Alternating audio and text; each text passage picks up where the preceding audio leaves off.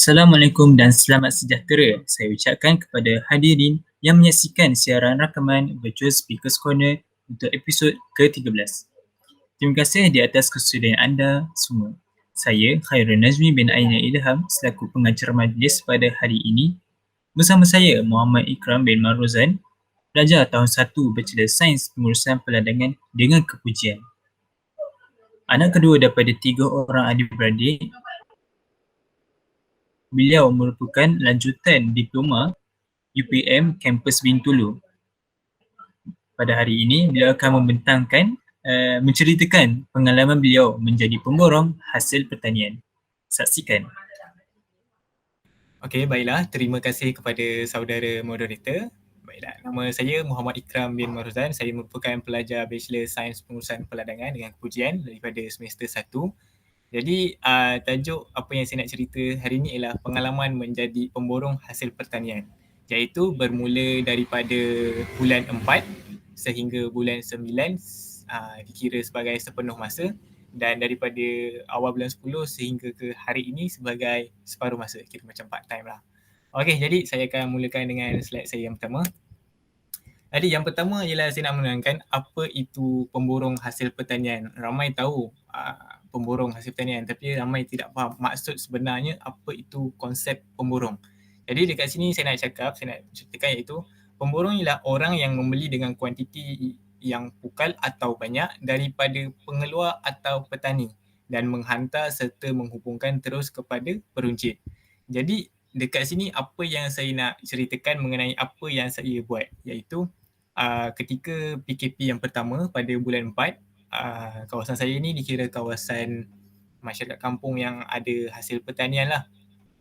Jadinya mereka ni tanam sayur, tanam pisang, tanam ubi dan ada banyak jenis lagi hasil pertanian. Jadi waktu ketika PKP tu mereka tak boleh nak keluarkan hasil pertanian lah untuk jual ke kedai ataupun ke pasar. Jadi saya terfikir satu idea untuk saya kumpulkan semua hasil-hasil pertanian masyarakat kampung saya saja. Dan ketika itu saya bincang dengan ayah saya dan ayah saya kata setuju. Dan ketika itu saya terus membuat permohonan daripada pejabat pengurusan farma dengan juga pengurusan peladang untuk dapatkan surat pelepasan untuk saya bergerak menghantar. Jadi ketika itu saya ada juga dalam masa yang sama saya ada juga rakan dekat Pasar Borong. Jadi saya dah deal dengan rakan saya untuk saya hantar hasil-hasil pertanian ni. Jadi apa yang saya nak ceritakan kat sini ialah masyarakat kampung saya dia adalah petani. Dia orang ada tanam kangkung, tanam serai dan sebagainya. Saya ialah orang tengah iaitu pemborong dan peruncit ialah rakan saya. Jadinya saya inilah orang tengah yang menghubungkan di antara petani pergi ke peruncit. Jadi itulah apa yang saya buat selama lebih kurang daripada bulan 4 sehingga bulan 9. Jadi seterusnya ialah saya nak menceritakan mengenai proses pemborong hasil pertanian. Sebelum saya terlupa, mungkin apa yang saya kongsi dekat sini ialah hanya fakta berdasarkan pengalaman saya. Mungkin ianya tak sama dengan orang lain ataupun tak sama jalan ceritanya dengan apa yang orang lain yang lagi hebat. Tapi saya cuma seorang budak muda yang mempunyai sedikit pengalaman cuba dalam aktiviti pemborongan ni. So dekat sini kita ada proses pemborong, iaitu yang pertama kita ada tempahan, kedua pengumpulan, ketiga pemprosesan, keempat penghantaran, yang kelima ialah pembayaran dan akhir sekali pulang. Setiap proses ini dia ada maksudnya ada ciri-ciri dia lah. Jadi saya akan terangkan secara detail sedikit mengenai proses ini. Jadi yang pertama kita ada tempahan. Tempahan ni bagi saya berdasarkan pengalaman saya dia ada dua jenis lah. Satu dari peruncit, kedua kepada petani. Apa yang saya nak sampaikan kat sini ialah dari peruncit ni sebelum kita macam contoh sebelum saya dapat saya nak order kepada petani, kepada orang kampung saya apa yang saya nak bawa, saya kena deal dulu dengan peruncit. Cakap contoh macam gambar yang pertama ni nama dia Abang Jo. Abang Jo saya akan WhatsApp Abang Jo lah. Abang Jo, apa sayur yang saya nak kena bawa esok? Okey, dia pun akan cakap lah, dia akan WhatsApp saya, dia kata, okey esok limau kasturi 100 kilo, limau nipis 50 kilo, serai 200 kilo untuk esok sahaja. Jadinya saya kena deal dulu lah dengan peruncit. Dan selepas saya dah deal dengan peruncit, baru saya akan bawanya tu memberitahu kepada masyarakat kampung saya iaitu petani-petani untuk menerangkan mengenai jenis sayurnya apa yang saya tempah, kuantitinya berapa banyak, masa dan juga harga semasa. bagi saya dalam part tempahan ni paling penting untuk tekankan ialah harga semasa. Sebab apa saya kena tekankan mengenai harga semasa kepada petani? Harga ni dia sentiasa berubah.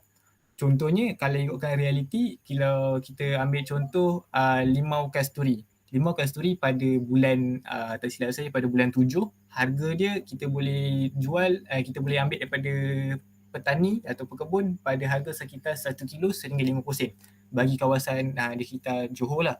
Namun pada bulan 10, harga limau kasturi orang kata jadi macam harga durian. Sebab apa? Harga limau kasturi telah naik sekitar RM8 per kilo. Itu baru harga keluar daripada kebun, belum harga pemborong ambil untung dan dibawa kepada peruncing untuk dijual.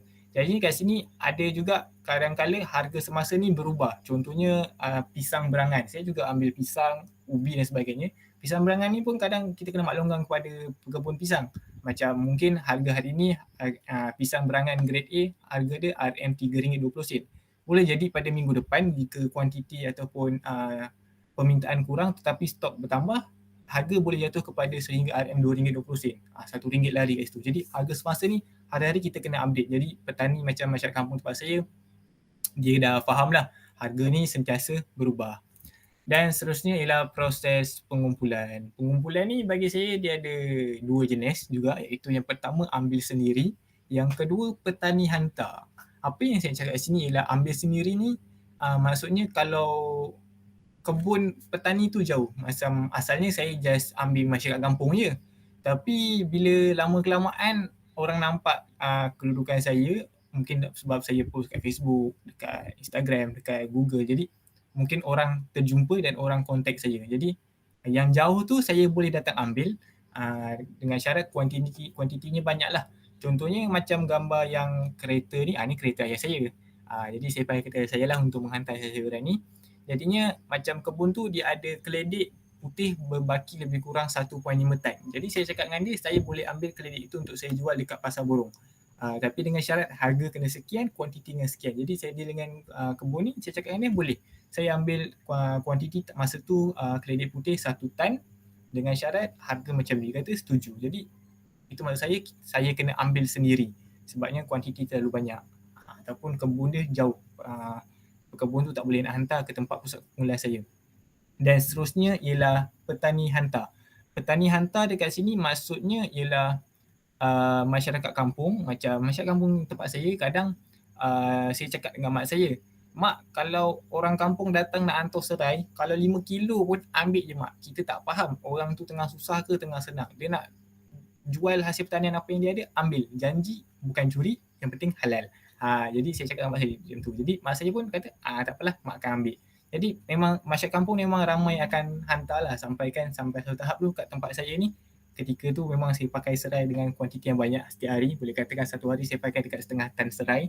Jadi saya cakap, orang kampung start mula tanam serai dan hantar ke tempat saya. Alhamdulillah lah, saya sama bantu. Macam gambar ni jugalah, gambar pisang ni. Kawan saya, nama dia Faizul. Dia ada kebun pisang dekat Kulai juga dan ketika itu pisang dia tengah banyak. Jadi saya cakap dengan kawan saya, tak ada masalah, hantar saja dekat tempat pengumpulan ni, tempat kedai mak saya akan uruskan untuk bawanya ke pasar borong lah. Sebab main saya memang semuanya akan hantar ke pasar borong. Jadi itulah proses pengumpulan. Seterusnya kita ada proses pemprosesan. Okey, jadi untuk maklumat semua, ni gambar saya dan gambar belakang tu ialah gambar kedai mak saya. Dengan didaftarkan atas nama Maru-Maru Agrobis, iaitu atas nama syarikat saya sendirilah.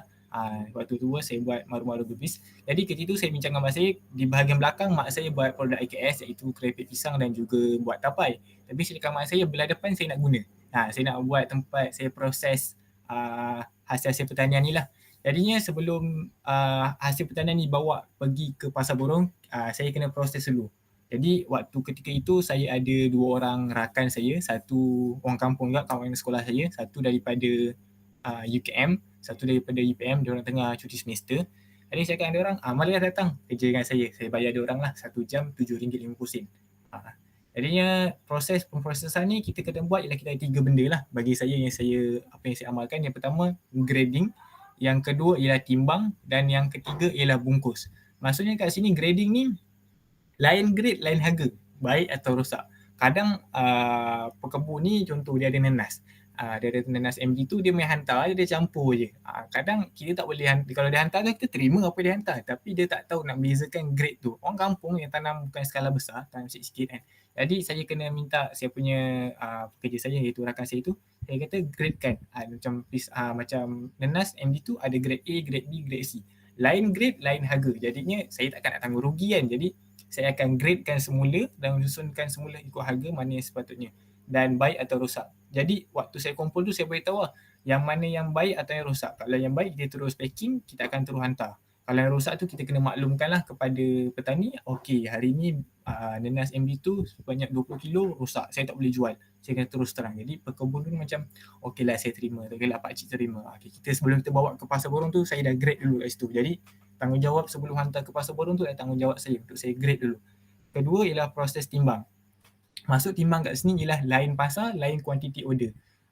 Untuk pengetahuan semua, bahawasa ni sepanjang saya menjadi pemborong tu, saya hantar pasar burung yang terbesar kat Johor, iaitu pasar burung Pandan. Kalau siapa daripada Johor, dia tahulah pasar burung Pandan ni macam mana dia punya sibuk dia. Jadi salah satu pasar burung Pandan, salah satu pasar burung terbesar kat Johor, saya hantar itu pasar burung Pandan. Dan pasar burung yang nombor 2 terkuat permintaannya, iaitu pasar burung Smart dekat Johor. Pasar burung Smart ni terkuat maksud saya, customer tak putus-putus, memang orang akan pergi ke pasar burung Smart. Saya pun tak pasti kenapa, tapi alhamdulillah saya dapat masuk ke sana. Contoh untuk pasar burung Smart, pasar burung ni dia kadang kuantiti dia memang pakai banyak. Setiap kedai tu pakai banyak. Ada macam saya kata tadi yang Abang Jo tadi tu memang pakai banyak. Jadinya saya kena uruskan dulu timbang. Kedai ni kena banyak ni, kedai sebelah ni kena banyak ni. Sebab lain kedai, lain dia punya order je. Jadi saya akan timbang ikut asing-asing juga. Dan seterusnya ialah proses bungkus. Masuk bungkus ni kita nak mudahkanlah pengasingan dan paling penting kita nak mudahkan urusan kita dan saya nak mudahkan juga urusan peruncit. Maksudnya bungkus ni contohnya keledek. Keledek dia sampai biasanya daripada pekebun dia akan datang dalam bentuk guni. Satu guni 50 kilo. Jadinya waktu keledek tu sampai saya takkanlah nak hantar ke setiap kedai peruncit. Nah ni cik, keledek 50 kilo. Macam mana kedai nak jual kan? Susah. Jadi kita menggunakan konsep satu pau. Satu pau tu maksudnya satu bekas lah, satu plastik. Satu plastik tu dengan nilai dia 10 kilo. Jadinya saya punya pekerja akan asing, grading, timbang, kita akan bungkus 10 kilo, 10 kilo, 10 kilo. Kiranya kita akan bawa pergi ke pasar, kita tak akan cakap, cik, hari ni saya bawa 10 bungkus 10 bungkus keledek. Tak. Kita akan cakap, okey cik, hari ni saya akan hantar 10 pau. 10 pau keledek dengan nilai 1 pau RM25. Maksudnya kat situ 1 pau bersamaan 10 kilo bersamaan RM2.50 per kilo. Jadi trademark tu orang pasar dia dah faham. Jadi kita pun kena faham apa yang orang pasar nak. Kita mudahkan dua-dua urusan lah. Jadi bila dua-dua faham, dua-dua senang, baru dia akan sentiasa order dengan kita. Jadi bagi saya proses pemprosesan ni paling rumit sekali. Antara part yang rumit, yang kedua tu rumit saya rasa sebab kita nak kena detail check. Kalau tak nanti pemborong ataupun macam saya ni akan tanggung rugi. Jadi seterusnya ialah part penghantaran. Part penghantaran ni mudah je. First kita kena tentukan kita nak hantar pagi atau malam. Kedua kita nak kena tentukan jenis hasil pertanian tu. Okey. Yang pertama pagi atau malam ni kita kena deal dengan peruncit. Maksudnya saya kena deal dengan peruncit. Peruncit kata nak pakai hasil pertanian ni dengan kuantiti ni banyak-banyak ni pada sebelah pagi 11. Sebabnya kebiasaannya saya akan kumpul hasil pertanian saya start daripada 7.30 pagi. Time tu akan proses semua jam 10 paling lewat 10 pagi paling lewat saya kena gerak. Sebab perjalanan saya untuk pergi ke pasar borong ialah 1 jam. Jadinya ketika itu saya akan deal dengan peruncit lah, kedai mana dulu, barang mana dulu nak kena hantar. Saya kena pandai buat susun saya punya jalan. Kalau saya tak pandai susun saya punya kedai mana nak hantar, mana jalan nak kena hantar, jadi saya akan rugi masa kat situ. Rugi masa, peruncit tak suka kita, peruncit akan lari, dia akan cari pemborong lain. Jadi kat situ dia akan jadi satu isu lah. Okey, jadi seterusnya ialah jenis hasil pertanian. Contohnya macam dalam gambar ni, yang gambar malam ni ialah gambar saya hantar ubi, orang panggil ubi endun ataupun ubi Seri Pontian. Saya hantar pada sebelah malam. So apa saya dah deal dengan customer kata sebelah malam nak. Okey, tak ada masalah. Macam gambar bawah dia tu, gambar keledek dia nak dalam bentuk bunyi 50 kilo, 50 kilo. Jadi tak ada masalah, kita boleh buat. Jadi apa yang saya nak masukkan di sini adalah jenis hasil pertanian ialah contohnya macam kangkung. Secara jujurnya, satu hari saya akan pakai kangkung paling sikit setengah tan bersamaan 500 kilo. Secara jujur ni, satu hari 500 kilo. Kebiasaannya saya tak suka hantar kangkung pada sebelah pagi. Sebab apa saya tak suka hantar sebelah pagi? Kereta ayah saya tak ada bumbung. Jadi bila tak ada bumbung, dia kena panas, dia akan layu. Bila layu ni, dia akan rosak. Bila rosak, peruncit dia tak akan beli. Jadi dalam hal ni bukan salah petani. Petani dia hantar sayurnya segar-segar. Tapi salah saya sebab waktu tu panas kan. Jadi saya akan tanggung rugi. Jadi saya lebih suka kalau macam sayur kangkung, saya suka hantar pada sebelah malam. Biasanya saya akan bergerak daripada rumah pada jam 5.30 dan settle kita loading atas kereta semua pada jam 6.30. Lepas tu pada jam 6.30 petang kita akan bergerak hantar dan sampai ke tempat pasar burung lebih kurang jam 7.30 ataupun jam 8 malam. Depends keadaan trafik lah. Jadi bila saya malam tu, sayur tak kena panas, jadinya sayur tak rosak dan nampak segar. Jadinya peruncit pun suka. Kita kena pandai deal kat situ lah. Kita kena macam orang kata win-win situation dengan peruncit. Jadi proses pengantaran ni bagi saya memang sepanjang saya buat tu, saya keluar rumah pada jam 7.30 pagi, saya akan balik rumah pada jam 2 pagi ataupun 1 pagi. Depends pada jarak pengantaran lah. Tapi majoritinya memang keluar rumah 7.30 pagi, balik 1 pagi saya kena hantar. Jadi memang hari-hari memang banyak trip. Saya nak beli lori tapi saya tak mampu. Saya baru muda lagi, kecil lagi.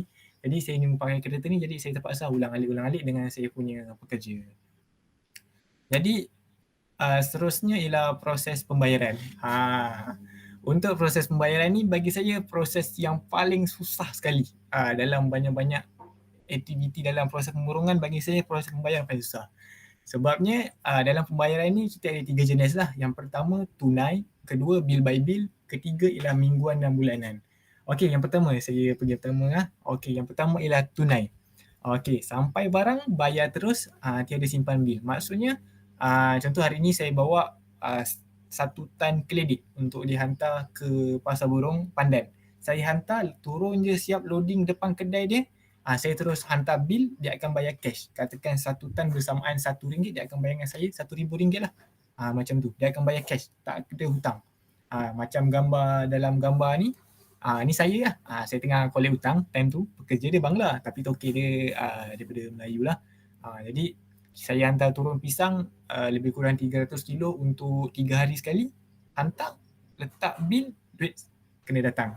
Tak ada duit, esok atau minggu depan saya tak akan hantar lagi. Jadi dia takut lah. Sebab kita macam saya ada barang yang bagi saya grade yang cantik. Jadi peruncit suka.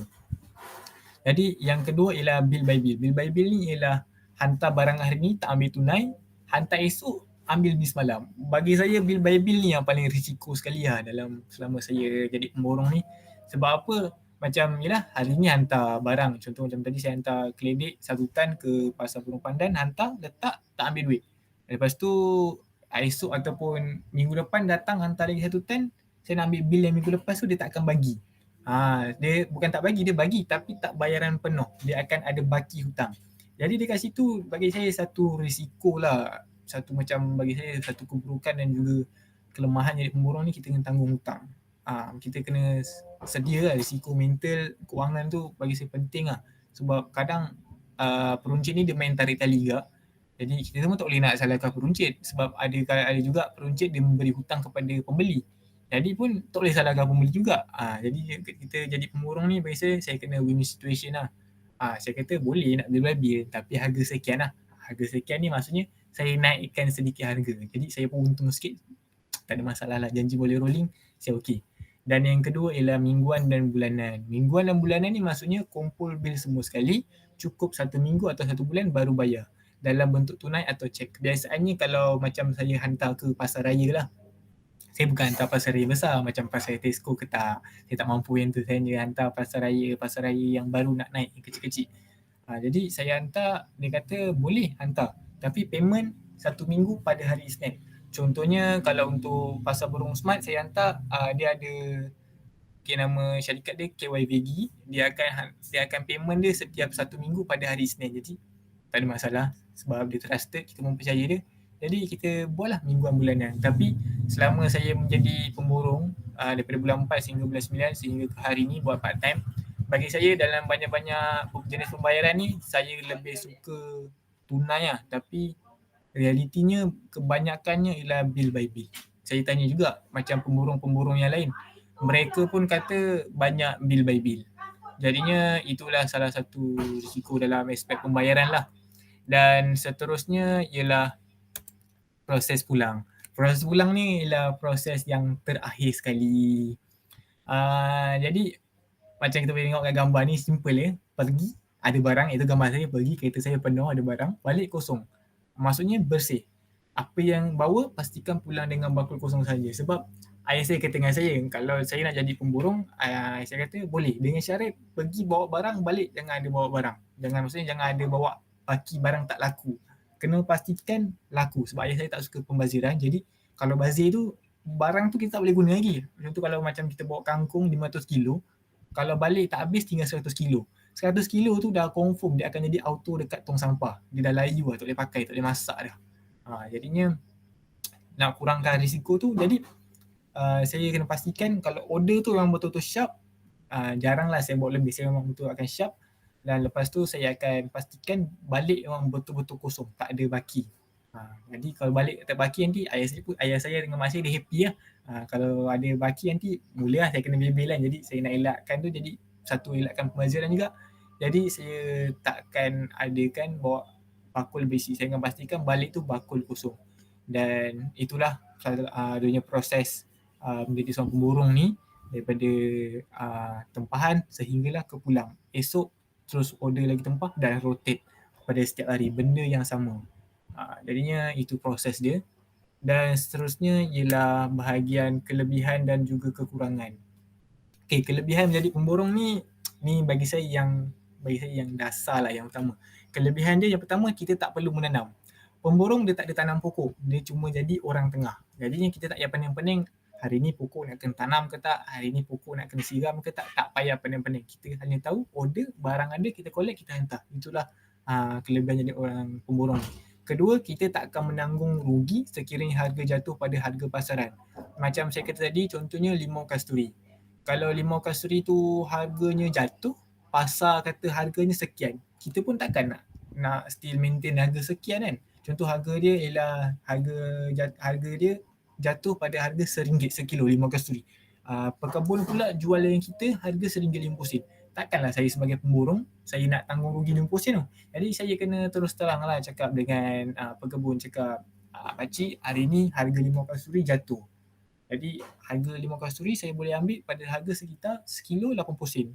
Kita kena cuba bincang lah. Ada masa kita untung sama-sama, ada masa kita cuba rugi tu kita cuba share sama-sama jugalah dengan pekebun, dengan juga producer, sama-sama kena bincang harga lah. Jadi yang penting pemborong ni dia tak akan tanggung rugi pada harga. Dan seterusnya ialah margin untung yang besar. Ya, saya kata betul secara jujurnya, jadi pemborong ni margin untung yang besar. Saya boleh katakan sale saya satu hari bersih, satu hari boleh jat dekat RM5,000 kalau saya betul-betul push. Satu hari bersih. Jadinya margin untung jadi pemborong ni memang besar. Tapi macam saya kata tadi, kalau kita nak cuba masuk dapat margin untung yang besar ni, kita kena tahu harga pasaran berapa, kita kena pandai susun strategi kita, dan juga kita kena pandai susun market kita tu nak jual ke mana. Kalau kita kena dengan customer kita akan dapat margin untung yang besar. Dan salah satu kelebihan jadi pemborong ni pengalaman lah. Bagi saya berusia 21 tahun dan menjadi seorang pengalaman, bukanlah mendapat pengalaman dalam bidang pertanian, perniagaan pertanian ni bukannya senang, dan pengalaman tu yang akan mendewasakan kita lah. Sebabnya masa tu lah umur macam saya kecil-kecil, saya dapat kenal toke-toke yang kaya raya dah daripada menjadi jual hasil pertanian ni. Saya dapat pengalaman apa teknik dia, apa tips dia. Pengalaman tu kita tak akan dapat dari segi kita belajar, tapi kita akan dapat bila kita cuba ceburi bidang tu. Jadi itu antara kelebihan dia lah. Jadi kalau dari segi kekurangan ni lah, yang pertama ialah persaingan dengan pemborong lain. Maksudnya persaingan ni bukannya saya seorang yang hantar dekat pasar burung tu. Ramai lagi orang yang akan hantar. Jadinya kalau kita cuba berdolak dalik dengan projek, kita tak akan dapat masuk kepada kedai tu. Orang lain, pemborong lain akan dapat masuk. Jadi bagi saya, kita macam apa yang saya buat, saya kena rapatkan ukuah dengan toke setiap kedai. Jadi bila kita rapatkan ukuah, makanya tokey peruncit tu dia akan percaya pada kita, dia tak akan ambil dengan orang lain. Jadi kalau katakan dia minta harga kurang 10%, 20%, kita bagilah. Jangan orang kata jangan kita tamak, tapi nanti kita akan berlaku kerugian. Jadi yang kedua ialah menanggung hutang. Yes, macam saya kata menanggung hutang ni macam part yang pembayaran bil by bil tadi tu. Tu satu risiko sebenarnya. Kita yang duit kita tu ada pada tokey kedai tu. Tokey kedai tu tak boleh bayar dekat kita lagi. Jadi kita dah bayar dulu dekat pekebun. Sebab biasanya pemborong ni dia akan bayar cash money dekat pekebun bila barang sampai. Jadi kita akan kena tanggung hutang lah kat situ. Jadi satu risiko kalau tak berani, mental takut bagi saya, janganlah cuba-cuburi bidang pemborongan hasil pertanian ni sebab memang pakai duit yang banyak. Itu saya kata. Yang ketiga ialah part modal yang besar. Memang secara jujurnya menjadi pemborong ni memang orang kata bagi saya modal je besar lah. Kalau semua sekali peruncit bagi tunai, saya rasa tak jadi masalah. Tapi sebab kebanyakannya ialah akan menggunakan bil by bil dan juga payment 1 minggu atau 1 bulan. Jadi kalau tak cukup modal, bagi saya janganlah cuba-cuba nak mencuburi. Sebab kalau salah kita susun, kita tak boleh pusing modal, kita akan rugi lah. Rugi time tu kita dah hilang customer, kita dah hilang macam benda kita boleh hilang itu. Dan salah satu kekurangan menjadi pemborong ni, kita kena pastikan bekalan sentiasa mencukupi. Maksudnya kita dah, macam saya dah deal dengan peruncit untuk hantar barang ni setiap hari, jenis-jenis sayur ni pada setiap hari. Dan petani kena memastikan barang dia ada. Kadang-kala petani ni dia punya tanaman ni tiba-tiba kena serangan serangga. Contoh kalau macam kangkung tiba-tiba kena serangan serangga. Jadinya dah tak boleh pakai. Jadi kita dah tak ada stok kat situ. Jadi macam saya pemborong, saya tak boleh berharap pada satu sahaja petani. Saya kena bergerak lebih jauh untuk cari mana-mana petani sebagai backup. Jadi macam apa yang saya buat, saya tak mengambil pada satu petani sahaja, tapi saya akan standby kepada 2 hingga 7 petani yang ada sayuran-sayuran tu. Contoh kalau macam tadi macam kangkung, atau kita ambil contoh serai. Serai tadi tu saya akan cari 7 petani yang ada tanam serai. Jadi kalau petani sini habis stok, kita ada petani kedua. Petani kedua habis stok, kita ada petani ketiga. Kalau petani ketiga ada problem, kita boleh lari sehingga ke petani ketujuh untuk pastikan kita dapatkan stok mencukupi. Sebab apabila barang tak cukup ini, kita boleh risiko hilang kita punya kepercayaan untuk masuk kepada pasar borong tu. Jadi satu elemen yang penting lah, kita nak kekalkan ukhuwah tu. Kalau kita tak kekalkan ukhuwah dengan peruncit, maka peruncit dia tak akan percaya kita, peruncit tak akan beli lah dengan kita punya barang. Jadi bagi saya ni dia punya basic dia, kelebihan dan juga kekurangan menjadi pemborong hasil pertanian yang saya dapat selama daripada bulan 4 sehingga bulan 9. Antara-antaranya lah, banyak lagi. Tapi saya rasa cukup lah untuk ni saya kongsi bahagian kelebihan dan kekurangan. Dan last sekali ialah kesimpulan ringkas dia. Jadi apa yang kesimpulan sepanjang saya menjadi pemborong ni, apa yang saya dapat ialah menjadi seorang pemborong pada usia muda bukanlah perkara yang mudah. Namun pengalaman apa itu pertanian yang sebenar merupakan satu nikmat kesyukuran yang tidak semua orang boleh miliki. Dan apa yang penting, sentiasa bersyukur dan senyum apa jalan yang sedang dilalui.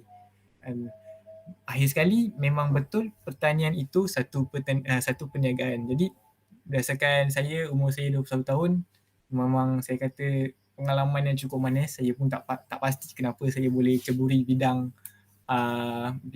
pemborongan ni. Tapi bagi saya, pertanian ni salah satu tempat untuk kita menjadi lubuk duit lah bagi saya. Bagi saya nampak duit.